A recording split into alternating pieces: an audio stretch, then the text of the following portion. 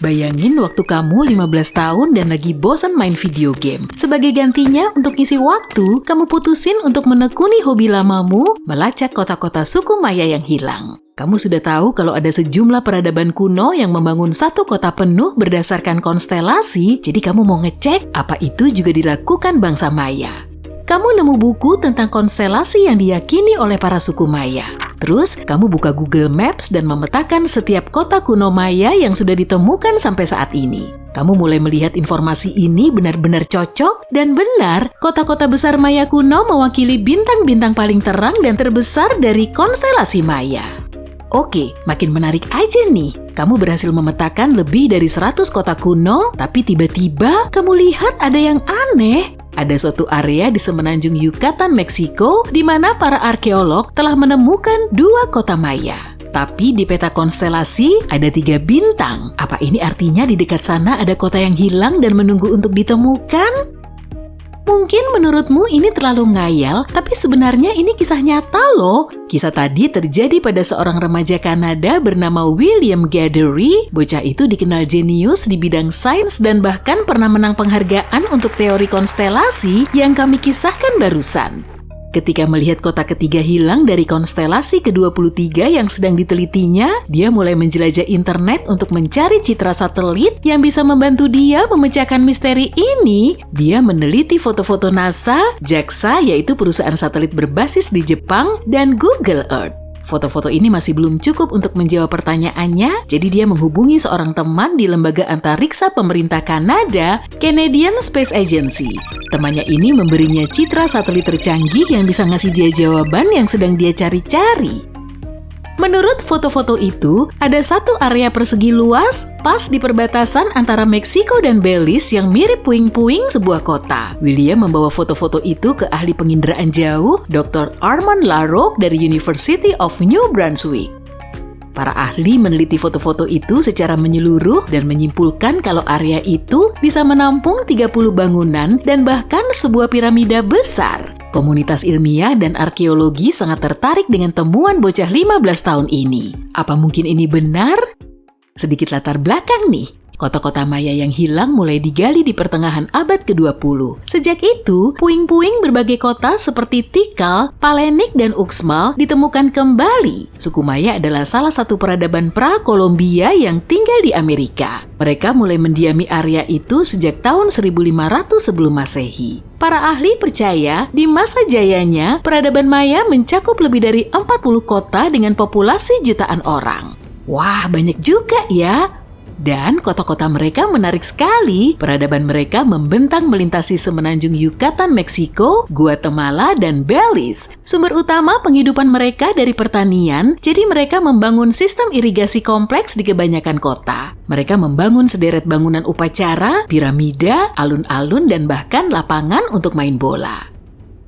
Bangsa Maya senang membangun piramida, mereka juga mengembangkan sistem astronomi yang maju. Dengan teknologi kuno yang mereka punya, mereka bisa memprediksi lokasi persis planet-planet seperti Venus dan Mars. Dan mereka bisa memprediksi dengan persis kapan terjadi gerhana. Karena itu metodologi yang dipakai William untuk menemukan kota Maya yang hilang ini nggak biasa, tapi sama sekali nggak ganjil. Bangsa Maya memang gemar sekali astronomi. Jadi nggak aneh kalau mereka membangun karya arsitektur besar yang ada kaitannya dengan langit, ya kan?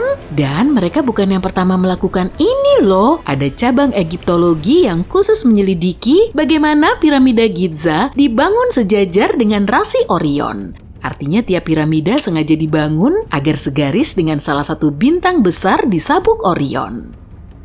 Menurut William, awal dia punya ide untuk melihat rasi Maya itu karena dia nggak paham kenapa suku Maya membangun kota-kota di tempat itu. Kebanyakan kota besar seperti Chichén Itzá dan Uxmal nggak berlokasi di dekat sungai atau aliran air penting manapun. Justru kota-kota itu dibangun di tanah pinggiran dan di puncak-puncak gunung, dan ini yang bikin William bingung.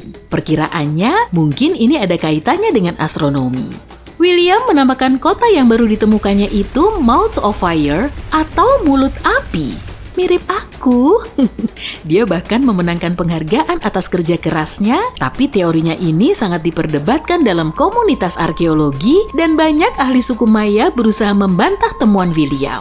Sebagian arkeolog bilang teori konstelasi itu tidak terlalu ilmiah. Anthony Evany, seorang antropolog dan astronom kenamaan, menyebut metodologi William adalah tindakan imajinasi kreatif. Dia menjelaskan gak ada cara untuk memastikan apa sebenarnya konstelasi Maya itu. Semua itu cuma hipotesis. Bantahan lain terhadap temuan William berasal dari ahli suku Maya David Stewart yang bilang bahwa objek yang teridentifikasi pada citra satelit gak lebih dari sebidang ladang jagung tua. Klaim ini didukung oleh suatu ekspedisi yang dilakukan di dekat area itu tahun 2021 ketika para arkeolog yang hadir melaporkan bahwa di area itu sama sekali gak ada apapun. Tapi tetap aja, ada seorang bocah berumur 15 tahun yang hampir menemukan kota Maya yang hilang. Itu menarik banget menurutku. Teknik seperti yang dipakai William sebenarnya dipakai untuk menemukan peradaban yang hilang di seluruh dunia. Menurut arkeolog antariksa Sarah Parcak, citra satelit menjadi sarana penting untuk menemukan kota-kota kuno di Mesir dan tempat-tempat lain. Sarah sendiri menghabiskan sebagian besar waktunya untuk menjelajahi berbagai citra guna mencari tanda-tanda kemungkinan adanya kota jauh di masa lalu. Sarah bilang yang terjadi adalah kalau ada sesuatu yang tertimbun, benda itu akan tertutup entah oleh vegetasi, tanah, pasir, atau konstruksi modern lain di atasnya. Untuk menilai ada atau tidaknya sesuatu yang tersembunyi di bawah naungan vegetasi luas, dia memakai teknologi inframerah misalnya. Temuan besar terkini di Brazil juga dilakukan dengan cara serupa. Citra satelit mendeteksi suatu jaringan parit yang berasal dari tahun 200 sampai 1200 Masehi. Ini menyatakan adanya pemukiman yang bisa menampung sekitar 60.000 orang. Tapi dalam kasus ini, citra satelit memang sesuai dengan apa yang ada di daratan. Para peneliti dari University of Florida menemukan beberapa gundukan yang disertai selokan dan geoglif. Arkeolog juga menemukan puing-puing tembok yang didesain dengan hati-hati yang berpusat di sekeliling alun-alun, sangat mirip dengan jenis konstruksi yang dibangun oleh suku Maya kuno. Kemajuan dalam teknologi satelit juga memberi pencerahan baru tentang kota-kota Maya kuno yang sudah lama ditemukan seperti Tikal. Berlokasi di jantung rimba Guatemala, Tikal dipercaya sebagai ibu kota kerajaan Maya kuno. Di masa jayanya, kota ini sebanding dengan kota-kota seperti London atau New York di dunia masa kini. Kota ini tersusun atas sederet monumen kompleks, banyak diantaranya diyakini sebagai makam para raja dan ketua suku. Tikal diketahui berukuran luas, tapi temuan terkini menunjukkan kalau luas kota ini mungkin 3 kali lipat luas kota yang awalnya diyakini para ilmuwan. Temuan utamanya berkisar di sekeliling benteng di batas kota itu yang menunjukkan sejauh mana bentangan kota aslinya. Berbagai penemuan baru masih terus dilakukan. Di tahun 2017, para peneliti juga menemukan petunjuk baru tentang potensi penyebab kemunduran peradaban Maya. Dengan data dari sebuah situs di Siebel yang berlokasi di sekitar 100 km di barat daya Tikal, para ilmuwan menganalisis data radiokarbon dari keramik dan penggalian arkeologi untuk memperoleh informasi baru tentang keruntuhan mendadak peradaban besar ini.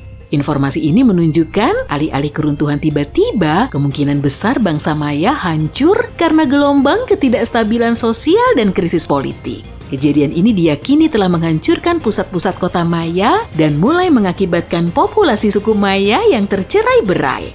Kayaknya cocok nih menggali puing-puing kuno sekarang. Gimana? Kamu mau nyoba juga nggak?